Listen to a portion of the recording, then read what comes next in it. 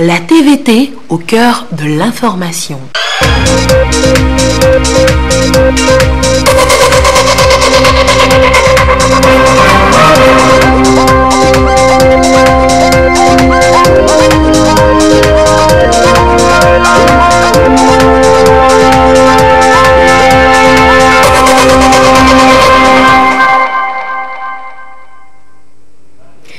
Il est l'heure du journal sur la télévision togolaise. Madame, monsieur, bonsoir. Et voici les titres de cette édition. La Caisse nationale de sécurité sociale s'active pour étendre la sécurité sociale à d'autres couches socio-professionnelles du pays. Elle se concerte depuis peu avec les acteurs du secteur informel. L'étape de Kara dans cette édition. Et puis l'Institut français de Lomé était aux couleurs des années 70. Hier samedi, les orchestres Sassamasso et Polyrythmo ont fait voyager le public dans le temps. Retour dans cette édition sur cette soirée riche en son et en lumière. Voilà pour les titres. Vers l'élaboration de la stratégie nationale d'extension de la sécurité sociale à d'autres couches socio-professionnelles du pays, la CNSS s'y emploie.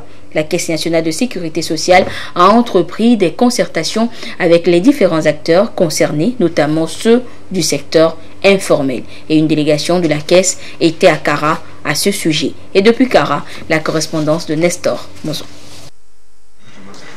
Dans la dynamique de l'élaboration de la stratégie nationale d'extension de la sécurité sociale, la CNSS entend impliquer les couches socio-professionnelles concernées. Les acteurs du secteur informel constituent l'une de ces couches. La Caisse nationale de sécurité sociale est ici en concertation avec les acteurs du secteur informel issus des régions Savane, Kara et Centrale. La loi 2011-2006 portant code de sécurité sociale a prévu l'extension de la couverture sociale envers les gens du secteur informel et les indépendants. Cependant, la réalité c'est quoi? Sur le terrain, ce secteur est épars. On n'arrive pas tellement à amorcer la couverture de ce secteur. Donc, d'où ces ateliers pour pouvoir permettre de beaucoup plus les connaître. Beaucoup plus les connaître en faisant quoi? Les recensant, en connaissant leur réalité sur le terrain. Dans cette démarche, la CNSS est appuyée par le Bureau international du travail, BIT, qui apporte son expertise à travers des communications. D'abord, un rappel de ce qu'on appelle secteur informel. Parce que tout le monde pense savoir ce que c'est, tout le monde a sa propre idée, et sans doute tout le monde a raison, mais l'économie informelle en général, c'est quelque chose de très hétérogène, et donc on va rappeler les définitions qui ont été adoptées. On rappellera également le contenu de la recommandation 204 adoptée par la Conférence internationale du travail en 2015. Cette recommandation porte sur la transition de l'économie informelle vers l'économie formelle. Alors ensuite, nous examinerons en troisième lieu, disons, le système de sécurité sociale tel qu'il existe au Togo actuellement, avec ses divers acteurs, et voir quels sont les aspects de la protection sociale qui pourraient être couverts en priorité. La rencontre de Kara est la deuxième après celle de Lomé qui a regroupé les acteurs du secteur informel des régions plateaux et maritimes. Une fois la stratégie élaborée et mise en œuvre, le Togo pourra se réjouir de disposer d'un système de protection sociale universel et inclusif. Toujours à Kara, la commune dispose d'un plan de développement et les principaux acteurs de ce plan ont entrepris sa vulgarisation. Un forum de 3 jours a été retenu pour permettre aux autres de s'approprier le document. Et c'est avec l'appui de la GIZ. Nous retrouvons sur place Nestor Mozo. Le plan de développement communal PDC Kara est un document d'orientation et de planification qui comporte 7 programmes avec leur budget d'investissement.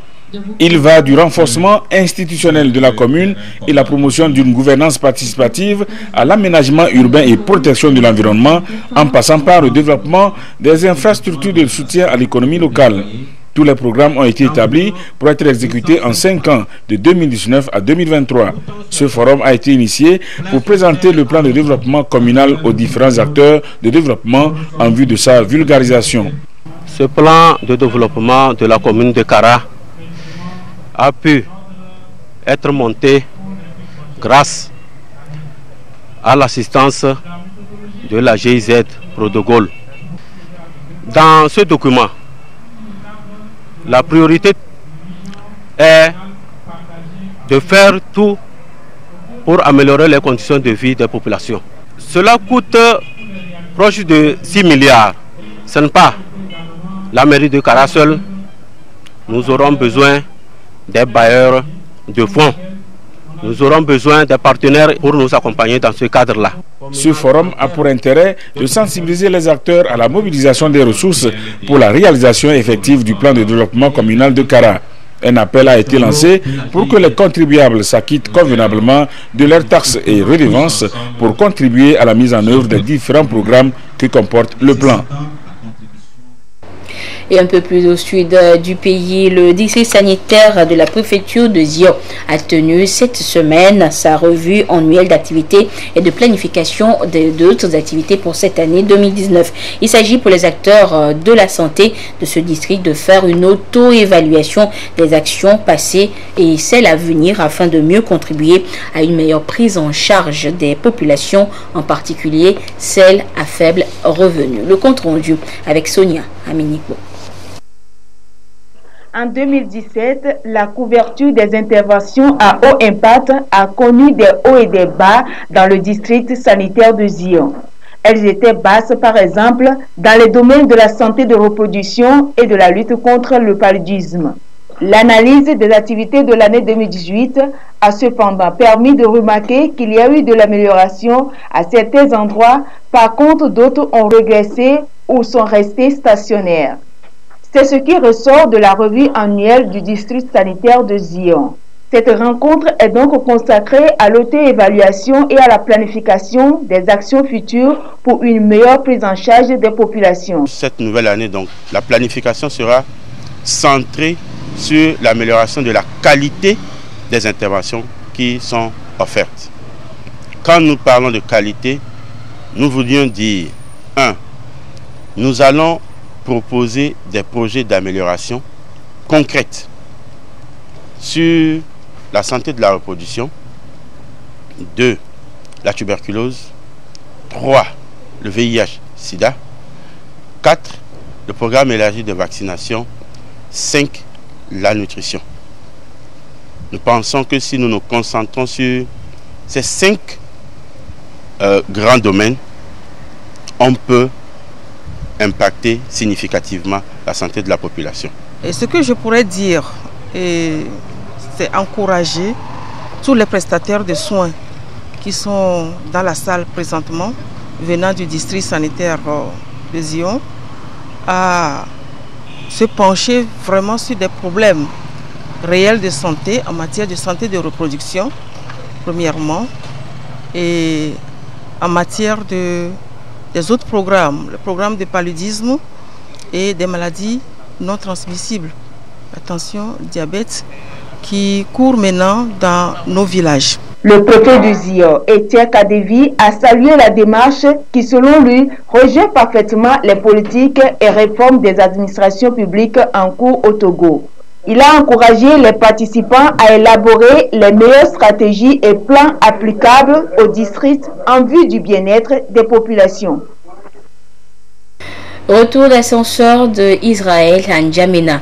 Après la visite du président tchadien Idriss Déby Itno l'année dernière en Israël, c'est le tour du premier ministre israélien Benjamin Netanyahou de se rendre au Tchad pour consolider les relations diplomatiques entre les deux pays, relations rompues il y a plus de 46 ans. Y a-t-il des raisons qui sous-tendent un tel réchauffement des relations diplomatiques entre les deux pays? C'est ce que nous allons découvrir dans le dossier géopolitique de ce soir. Il est signé Augustin Kossi. Après plus de 46 ans de rupture, le Tchad et l'Israël viennent de rétablir leurs relations. Un rapprochement que l'on pourrait juger de controverse puisque les raisons sont clairement difficiles à identifier. Le Tchad cache-t-il une volonté de freiner les élans de la Russie en Centrafrique pour bénéficier de bonnes grâces de Trump qui depuis les États-Unis ne voit que d'un œil le jeu russe dans la région? La visite du président Déby en Israël en novembre dernier avait soulevé de nombreuses interrogations en ce qui concerne les raisons de ce rapprochement. L'arrivée de Netanyahou à N'Djamena ne fait que raviver la flamme avec la signature d'un référendum. Les relations israélo-tchadiennes sont vieilles de plus de décennies. La fourniture en matériel de guerre et de sécurité, de même que la formation des troupes, était au cœur de cette coopération que le Tchad avait rompue en 1972 sous pression du monde arabe en soutien à la cause palestinienne. Qu'est-ce qui justifie alors cette volte-face au moment même où la situation israélo-palestinienne devient de plus en plus tendue? Le régime de Déby fait face à plusieurs menaces armées allant des troupes terroristes le long des frontières avec la Libye, le Niger et le Nigeria, fief de Boko Haram, mais aussi les rébellions qui menacent le pouvoir de N'Djamena. En plus, d'autres milices armées qui tiennent tête à Déby sur la question de l'exploitation traditionnelle de l'or dans la région de Tibesti. L'autre enjeu majeur serait la Centrafrique que Déby n'arrive plus à contrôler. Les contingents tchadiens sont confrontés à la présence des forces russes qui encadrent désormais les forces armées centrafricaines. Le président Idriss Déby se doit alors de trouver un allié sûr en cas d'éventuelles représailles de la Russie.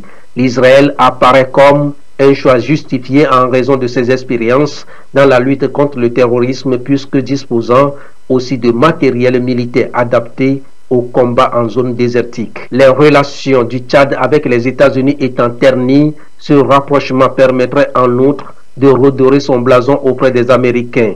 Avec cette approche antiterroriste, l'Israël pourrait toucher d'autres États africains, notamment ceux du G5 Sahel. Jouer la carte de l'agriculture dans le désert revient à céder le désert tchadien aux investisseurs israéliens. Mais ce territoire regorge d'énormes richesses minières telles que l'or, l'uranium et le diamant. L'État hébreu n'est-il pas intéressé par ces ressources minières en brandissant la carte de l'agriculture? Cette zone est actuellement en proie aux attaques de plusieurs groupes djihadistes. L'Israël sur les traces des États-Unis, la France dans la bande sahélo-sahélienne. Que cache-t-il le combat contre le terrorisme en Afrique? Le 5 février prochain, la République populaire de Chine célébrera son nouvel an. En prélude à cette célébration, l'ambassadeur de Chine au Togo, nous sommes à lui, a donné hier dans la capitale une réception à l'honneur de toute la communauté chinoise au Togo. Occasion pour le diplomate de saluer et d'encourager toutes les entreprises chinoises présentes dans notre pays pour leurs efforts dans le renforcement des liens d'amitié et de coopération entre les deux peuples. Sonia Ménico pour le compte rendu. Au milieu de l'assistance, deux dragons qui dansent en présence de l'ambassadeur de la Chine au Togo, signe de la force, de la culture, mais aussi de la joie et de la bonne humeur. Une tradition que l'on remarque généralement le jour du Nouvel An chinois. Et c'est en prélude à cette célébration qui se tiendra le 5 février prochain en Chine que l'ambassade de Chine au Togo a organisé ici cette réception à l'honneur de la communauté chinoise résidant au Togo. Une manière de l'encourager et de la féliciter pour être mise au service de la population togolaise. Pour les Chinois, le Nouvel An chinois est la fête la plus importante. C'est la tradition pour l'ambassade d'organiser une soirée, une réception pour la communauté chinoise qui sont ici et aussi pour les gens qui travaillent au Togo. Dans mon discours, j'ai salué les Chinois qui travaillent ici pour la concrétisation, la réalisation des projets de coopération. Donc j'ai salué les responsables, les ingénieurs, les ouvriers. J'ai salué les experts chinois et aussi les membres de l'équipe médicale et aussi les professeurs de l'Institut Confucius. Je salue leurs efforts pour renforcer la coopération entre la Chine et le Togo. Je salue aussi les ressortissants chinois qui sont d'ici. Ils vivent et travaillent en harmonie avec les Togolais. Entre la Chine et le Togo, c'est une coopération qui date de plusieurs années, basée sur un partenariat gagnant-gagnant. Un partenariat que le diplomate chinois compte bien entretenir afin de renforcer davantage les liens d'amitié et de solidarité entre les peuples chinois et togolais. Cette année, pour les relations entre la Chine et le Togo, est aussi une année très importante. L'année dernière, Le sommet de FOGAC a tenu à Pékin. Son Excellence, Monsieur le Président Faure Gnassingbé, était en Chine pour participer à ce sommet. Il a aussi rencontré son homologue chinois Xi Jinping. Les deux présidents sont parvenus à un large consensus sur l'intensification de la coopération entre la Chine et l'Afrique en général, entre la Chine et le Togo en particulier. Cette année, ce sera le 70e anniversaire de la fondation de la République populaire de Chine. Et aussi une année importante pour la concrétisation des mesures de coopération entre la Chine et le Togo. Occasion également pour l'ambassadeur d'inviter la communauté chinoise à œuvrer de concert avec le peuple togolais pour la réalisation des 8 initiatives majeures du sommet de Bédine du Forum sur la coopération sino-africaine. Le Togo a entrepris des réformes tous azimuts qui produisent des résultats économiques très appréciés des institutions de Bretton Woods. Pour la Banque mondiale, le Togo connaît un assainissement remarquable au regard d'un certain nombre de paramètres. Et c'est ce que nous allons découvrir. Ces paramètres, justement, nous allons les découvrir dans le dossier signé Carmen Madjé. L'assainissement budgétaire a été remarquable en 2017 au Togo et les résultats du premier semestre 2018 ont dépassé l'objectif fixé, indique le Fonds monétaire international FMI dans un rapport qu'il vient de publier. Selon ce rapport du FMI en 2017, malgré la faiblesse des recettes perçues, la réduction des dépenses a sensiblement amélioré le solde budgétaire global. L'encours des arriérés a été maîtrisé tandis que celui des instances de paiement a augmenté. La croissance devrait s'accélérer pour atteindre 5,4% par an à moyen terme, souligne le fonds. En dépit d'un contexte interne et externe encore difficile, le Togo a réalisé une performance économique dans le cadre de son programme appuyé par la facilité élargie de crédit FEC. Les autorités du pays se sont engagées à continuer leur politique macroéconomique et leur programme de réforme tout en poursuivant les objectifs de transformation sociale et économique, précise l'institution. Le rapport du FMI révèle donc que l'activité économique semble commencer à se stabiliser dans certains secteurs tout en restant faible dans d'autres. L'inflation est devenue positive, 0,9% en septembre 2018 et devrait rester en deçà du critère de convergence de l'UEMOA, 3% au minimum pendant la période de la FEC. Les plus hautes autorités du pays réexaminent actuellement leur stratégie à l'égard des deux banques publiques et en relance la privatisation, conclut le rapport. Le programme FEC vise à consolider la stabilité budgétaire et financière ainsi qu'à promouvoir la croissance inclusive au Togo. Cet accord a été approuvé le 5 mai 2017 pour un montant de 241,5 milliards de dollars américains.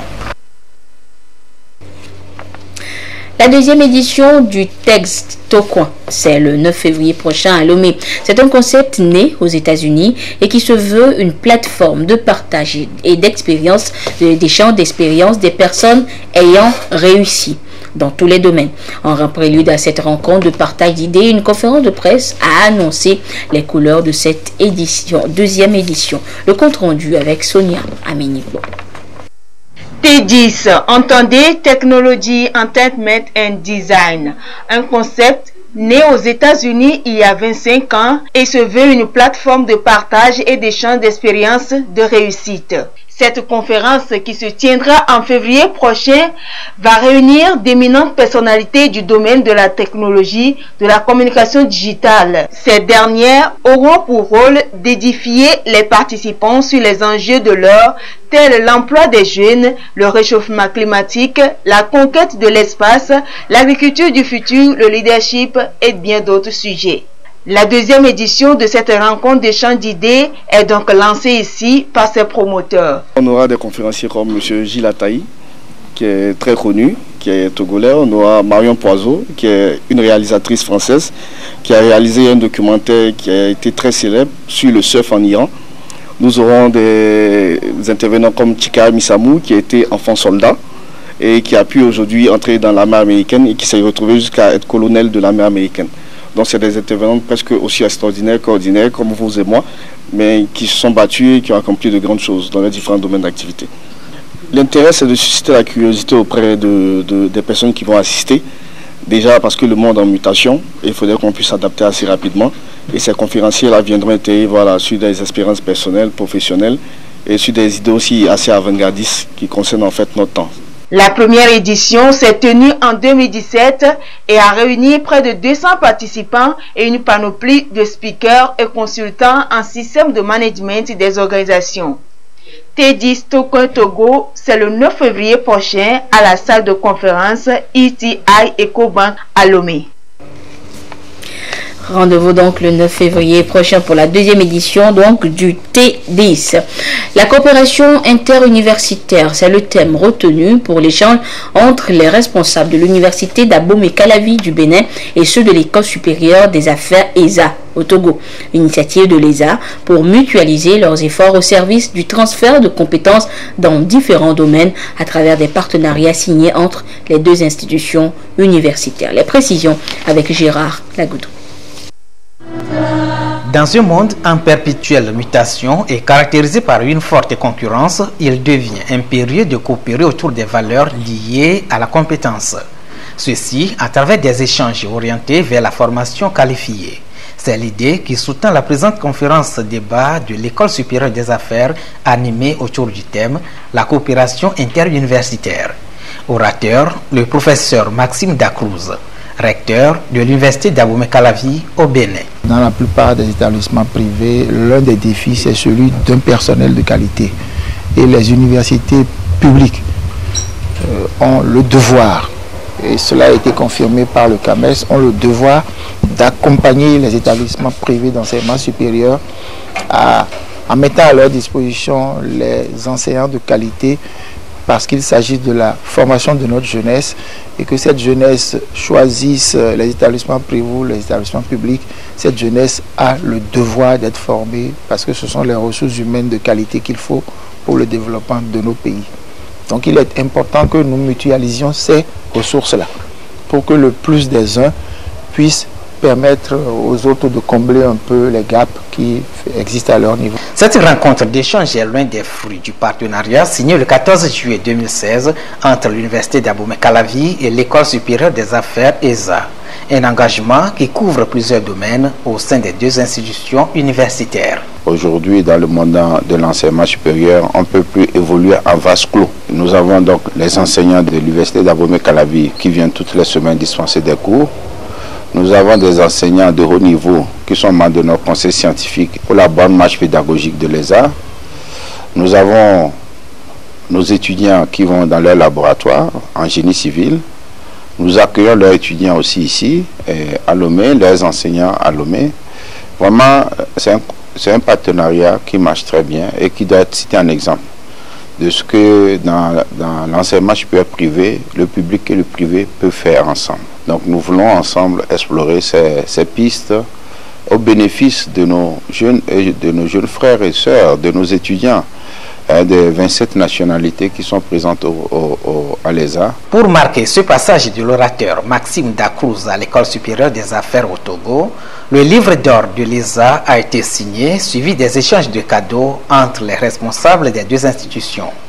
Dans le même élan, l'une des salles de cours de l'École supérieure des affaires ESA porte désormais le nom du professeur et recteur de l'université d'Abomey-Calavi, Maxime Dacruz. Et c'est le Togo qui abritera la 11e édition du concours international de génie en herbe, un rendez-vous du savoir et de la connaissance. 6 pays prendront part à ce concours prévu pour le mois de septembre 2019. Le comité d'organisation a procédé cette semaine au lancement du dit concours qui a pour objectif de faire connaître les textes du droit au Hada. Les précisions avec Rachel Aokou. En 2017, la couverture des interventions à haut impact a connu C'est du 9 au 14 septembre prochain que le concours international Génie en herbe OHADA édition 2019 aura lieu au Togo. Les étudiants juristes des pays de l'espace OHADA sont appelés à s'affronter sur les questions juridiques issues des textes et du fonctionnement de l'Organisation pour l'harmonisation en Afrique du droit des affaires OHADA. 16 pays sont attendus à ce rendez-vous. Il s'agit d'une compétition de culture générale où l'on voit des étudiants s'affronter Et également, c'est un concours de plaidoirie. Au cours de cette semaine de compétition, nous envisageons d'organiser un colloque interdisciplinaire portant sur les rapports entre le droit au WADA et l'investissement. Donc le but est de faire venir tant des universitaires que des praticiens du droit pour échanger sur les applications concrètes de ce dispositif légal. Les étudiants juristes togolais ont marqué positivement ce concours international en remportant à plusieurs reprises des prix. Et pour cette 11e édition, le paquet sera mis pour rafler les prix en compétition. Le Togo a commencé en 2010, il a été finaliste en 2010. En 2012, il a remporté le prix de la meilleure équipe, c'est-à-dire il a été lauréat à Abidjan en Côte d'Ivoire. En 2015, il s'est arrêté en chemin, on n'a pas pu être finaliste. En 2017, il a encore été lauréat et l'année dernière, l'année passée, il a remporté le prix du meilleur mémoire. À ce concours, 3 prix sont en jeu. Le prix de la meilleure équipe, le prix du meilleur mémoire et le prix du meilleur plaideur. Nous travaillons d'arrache-pied et nous sommes prêts pour relever le défi. L'initiative est portée par le Comité international Génie en herbe OADA et l'Association internationale des étudiants juristes branche Togo. Cette année, le Maroc, les Comores et la France seront de la partie. Canal Plus Togo, toujours dans la dynamique de l'innovation et de la satisfaction de sa clientèle. La responsable du groupe Canal Plus était devant la presse ce vendredi pour présenter le nouveau film dénommé Black Panther, dont la diffusion a débuté hier sur la chaîne, hier 26 janvier 2019. Les précisions avec Ulrich Amega et Sandra Aziagui. Après La Grande Famille, une série panafricaine lancée le 16 janvier dernier, Canal Plus Togo revient avec un nouveau film de Black Panther. Sur le trône en ce moment. Toi et moi, on connaît la puissance. Une réalisation de super-héros noirs avec une part belle faite aux femmes. Une production des Wakanaises et Wakanais, plein de succès qui sera diffusée à partir de ce 26 janvier. Qu'est-ce qui se passe? Ne devriez pas faire confiance aux Wakandais, c'est pas des gens comme nous. Black Panther, qui est un succès mondial et un succès africain, puisque dans les salles de cinéma, aucun film depuis de très nombreuses années n'a eu un tel succès.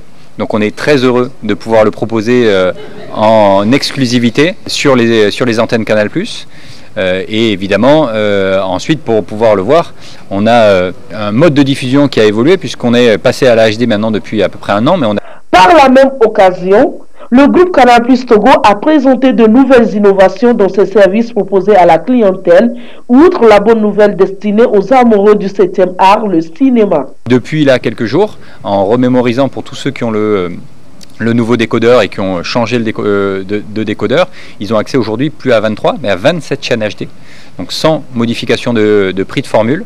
Donc là on est très satisfait, donc plus de 27 chaînes, ça fait 50 chaînes HD en tout. Donc ce qui permet au plus grand nombre d'avoir accès au meilleur de la télé, avec des conditions de diffusion qui sont assez exceptionnelles. Pour tous ceux qui se abonnent jusqu'au 31 janvier, quelle que soit leur formule, ils auront 15 jours de la formule Tout Canal+, offerte. Ces avantages continuent chez Canal+, avec la reprise de la plus prestigieuse des compétitions de football, la Ligue des Champions en février, puis la Coupe d'Afrique des Nations Égypte 2019, du 15 juin au 13 juillet, pour les amoureux du ballon rond. Et je vous annonçais cette soirée musicale hier à l'Institut français de Lomé. Les sonorités africaines des années 70 y ont retenti. Et sur scène, les orchestres Sasamasso et Polyrythmo. Soirée riche en sons et en couleurs qui a fait voyager le public qui a fait le déplacement de l'Institut français. Retour sur cette soirée avec Esther Laclé.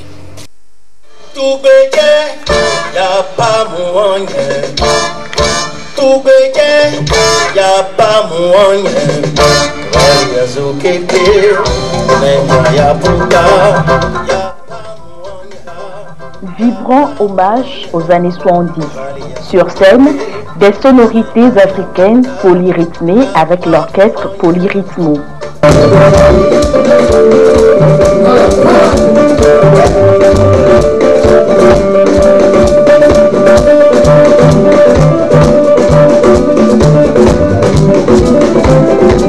Le podium célèbre le jubilé d'or de cette formation musicale. Un podium sur mesure pour permettre au public de revivre avec nostalgie l'âge d'or de la musique africaine.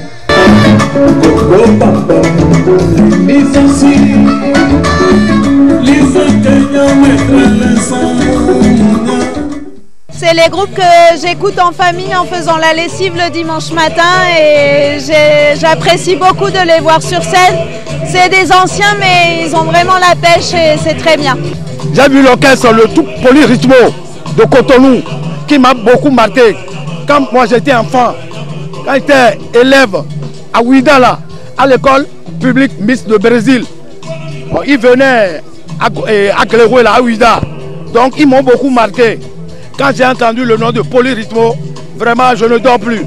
Même aujourd'hui, je me suis réveillé à 2 h du matin pour cette soirée.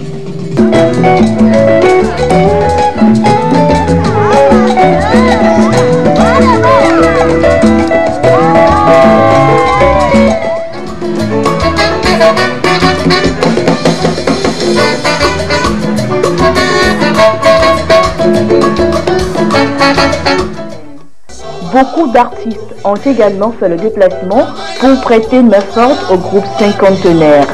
Agboti Yawo.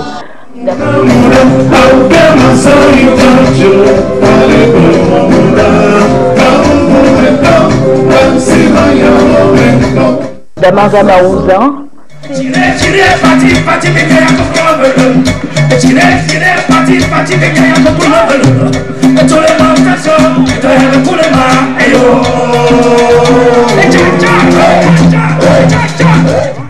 Série sur le gâteau, la diva de la musique africaine Afia Mala.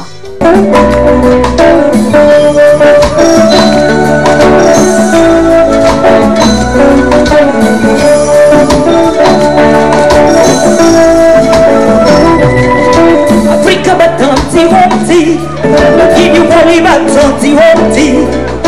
Africa batanti wonti, give you wali batanti wonti.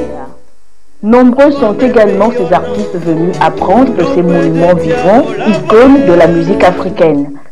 J'ai dansé, j'ai vu mes pères prester sur scène. Je ne sais pas.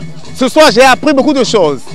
Ça veut dire qu'on doit beaucoup travailler. C'est waouh. Et je suis content. Et puis, la présence de Afia Mala, le grand frère d'Amaouzan, franchement, j'ai vécu une expérience spéciale ce soir et je ne peux jamais oublier cela. Quand on parle de la musique, il faut qu'il y ait une vie. Et là, ça vit toujours. C'est musique de 1970, mais c'est encore présent, quoi. C'est un événement que je ne voulais pas rater. Polyrythmo, Sasamaso, c'est 2 légendes vivantes. Et vous savez, moi, je suis là pas pour juste regarder le concert, mais apprendre aussi. C'est nos grands frères. On a à apprendre chez eux. Devant le public visiblement assoiffé des mélodies des années 70, la scène a largement été partagée entre Polyrythmo et le tout-puissant Sasamaso.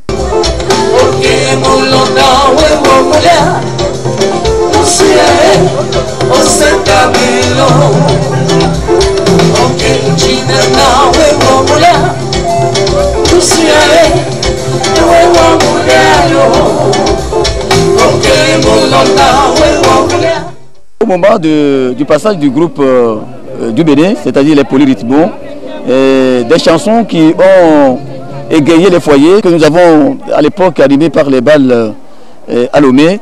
Et je crois que c'est le moment formidable que j'ai pu retenir au cours de cette soirée. Nous avons assisté à un public qui ne nous était pas familier. Un public très enthousiaste qui a participé à la soirée, qui nous a donné cette impulsion qu'il nous fallait pour aller beaucoup loin dans ce spectacle. La scène a rappelé à beaucoup les balles du samedi soir.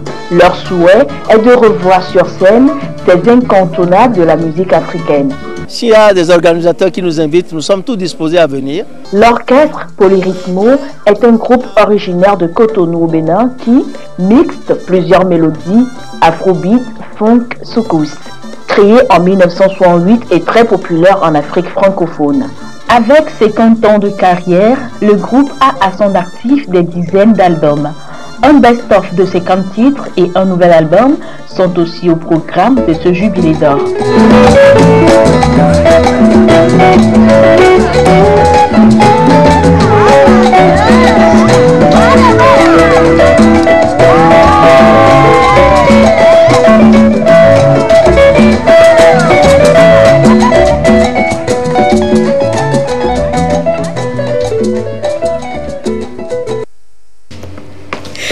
C'est sur cette soirée flashback que se referme cette édition. Merci de votre fidélité à la télévision togolaise. Excellente suite de nos programmes. Au revoir.